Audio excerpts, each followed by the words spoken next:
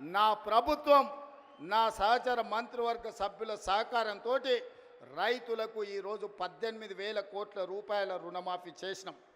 ఇంకా కొంతమందికి రావాలి, నాకు తెలుసు. అక్కడక్కడ ఇంకా కొంతమందికి తప్పులతోనో ఖాతాల నెంబర్లు సరిగ్గా లేకనో చిన్న చిన్న కారణాల చేత ఇంకా కొంచెం బకాయి ఉంది.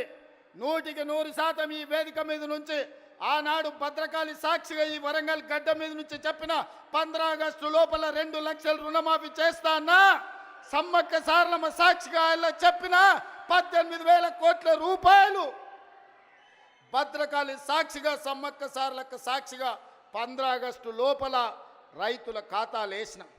ఇవాళ కూడా నేను మాట ఇస్తున్నా, ఈ వరంగల్ గడ్డ మీద నుంచి మాట ఇస్తే తల తెగిపడ్డా మడమ తిప్పకుండా ముందు నిలబడే లక్షణమున్న కాంగ్రెస్ పార్టీ కార్యకర్తను అందరి రైతులకు రుణమాఫీ చేసే బాధ్యత నాది.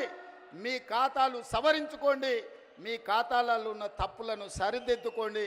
మీ అందరికీ రుణమాఫీ చేసే బాధ్యత మా ప్రభుత్వం తీసుకుంటుంది. ఎవడో తప్పుడు మాటలు చెప్తే నమ్మకండి, మీకు అండగా నిలబడతా.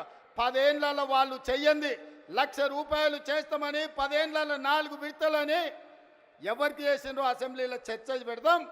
రమ్మను బిల్లారంగా ఎవరు వస్తారో చర్చకు. కానీ 10 నెలల మన ప్రభుత్వం చేస్తే 10 ఏళ్ళు వాళ్ళు చేయలేని పని మనం చేసినాము.